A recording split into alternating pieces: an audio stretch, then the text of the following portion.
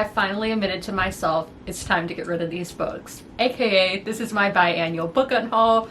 These are books I don't see myself rereading, or there might be another reason why they're featured in this video. Let's get into it. If I give a book 3 stars or less and I didn't annotate it, that means it's being unhauled. What do I do with the books that I unhaul? I personally donate mine to little free libraries in my community and when I'm out traveling. The first book that I have to show is one that I accidentally thrifted, not knowing that I had already owned it.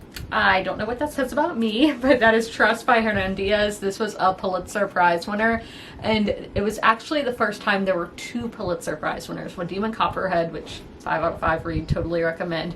I've not read Trust yet, but I do really want to, but I don't need 2 copies of the book. Our next one is a book that I have read, and that is Window Shopping by Tessa Daly. Christmas novella. Perfect for getting those Christmas vibes that you get from the classic Christmas movies. But Aiden, our main character, he was too perfect. He had no flaws. But with the writing, he would go on tangents where I'm just like, this does nothing for the story. Why do I have to read this? So I don't see myself rereading. Where I was lacking sympathy for the character. I hate to say that.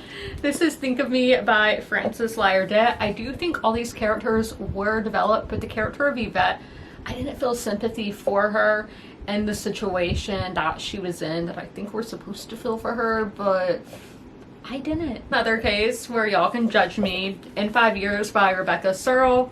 Already owned this book, didn't realize that I owned it, so somebody is getting this nice copy that's never been read. I do have a graphic novel to add in as well, and that is The Magic Fish. This one is perfect for young readers. Maybe I'll donate it to a little free library that is at a school.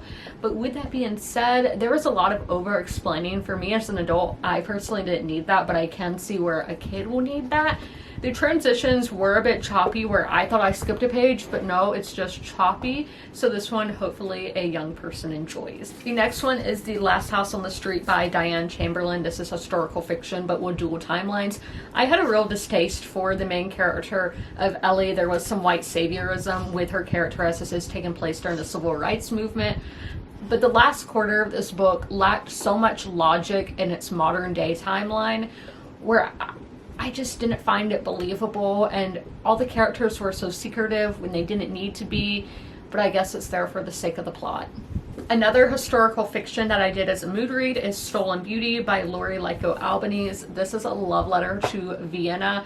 We have 2 timelines, one in the 1800s and then one during the Second World War. Fantastic job at building that atmosphere and just exploring history, but this book is based on real women. The author goes in and adds some traumatic events happening to these women that didn't really happen in real life. That leaves me feeling kind of dirty that we would add that for having drama. And this is already such a traumatic time period in history. Our characters are Jewish during World War II in a country invaded by Nazis. I think that's traumatic enough that you don't need to add in fictional plot lines that didn't really happen in real life. And there's a whole bunch of cheating in this book that, no, it didn't need to be there, especially when there's no proof that any of that happened in real life. I have a nonfiction that is Lotharingia, A Personal History of Europe's Lost Country by Simon Winder. This is me being dumb. When I read this, when I thought personal history, I thought it was going to be about people from this area of Europe, but no, it's about the author's own personal experiences. So I do think if you want to travel to this part of the world, it would be great for you to pick up. But the structure was really weird and all over the place and sporadic, but this is overall, like, I haven't read any nonfiction like this before. This is simply one that I don't see myself rereading in the future, and that is Here Be Icebergs by Katia Adai, translated by Rosalind Harvey. This writing style is very unique and does take a little while to get used to, but the storytelling is told in such a clever way that I can appreciate that, but again, I don't see myself rereading it. Honeybot by Sierra Greer. This was a book that disappointed me. I did it as a mood read, thought I would really enjoy it, but the characters are there for the sake of telling this story. They're not really as developed as I would like them to be. We have the shortest literary fiction book that was on my TBR, and that is Kick the Latch by Catherine Scanlon. This one, I don't know the point of it. It is basically nonfiction, but told in the form of fiction, And I don't understand why we need to have this story. I think there needed to be a little bit more background on why this was being written in the book. It needed a little bit more. There's always one book in these videos where I'm like, oh, I don't know if I should unhaul it, and it's Perfect Tunes by Emily Gould. In this one, I love the 2000s Y2K setting that we get here, but again, the ending is just very dramatic, and I think there needed to be a little more layers to make this more believable of a story. But this is a main character that I didn't like either, where she just stayed the same. She didn't really develop. We see her as a 20-year-old all the way, like 20 years of her life. And I feel like she was just stuck at being a 20-year-old. You have a classic, and that is the Metamorphosis and Other Stories by Franz Kafka. I'm glad I read it. I can see why it's a classic. I think it's perfect for people who like literary fiction but want to try a classic, but overall I don't see myself rereading. We have a recent read, and that is Barb Wire, Still Harbor Blues by Chris Warner, Patrick Oliphas, and Tom Nigan. This is one where we have this character, Barb, who I think is a great character for young people to look up to, because she's facing real world problems that we do see in America.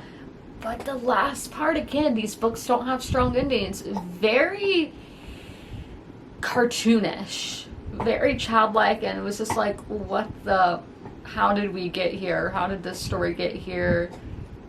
I don't know what they were going for. They kind of lost it by the end. Misery by Stephen King. I know somebody is going to love to find this one. In this one, there was a lot of potential, but overall, it went on for too long, which I get it, because this is such an immersive read, and the character of Paul, he is in a situation going in circles. We are very much immersed into his shoes, but it went on too long, and I wanted to get out of that place. I'm sure he did too, but I didn't want to be reading this. It was a beach read for me though. The last book that I have to show is Texas Rich by Fern Michaels. I love the start when this was predominantly a romance, but when it turns into a family saga, it got a bit surface level. Let me know in the comments which out of these would you personally keep. If you made it through this whole video, leave a birthday emoji in the comments below. And as always, comment, rate, and subscribe. And don't forget to ring that notification bell to be notified when all my videos go live. I'll see you in my next one. Bye! If you are familiar with my videos, you're used to seeing Sherman at the end of them. Sadly, Sherman has since passed away, but I would still like to encourage you guys to help your local shelters. Sherman was at the Darlington County Humane Society in rural South Carolina. I always have their link down below in the description if you guys would like to help them, but also help your local shelters as well. You can do that by donating, sharing posts like this one, volunteering, fostering, and adopting, which it's great to do all of those things. Great to help your community, great to help the animals in your community, and I cannot recommend it enough. All of my pets were rescues, they were strays or from animal shelters, and I love them so much, and I know how much love they can give, so knowing these pets at the shelter can equally give that much love, it's amazing. And y'all should totally take part and help out those local animal shelter pets, and please help them.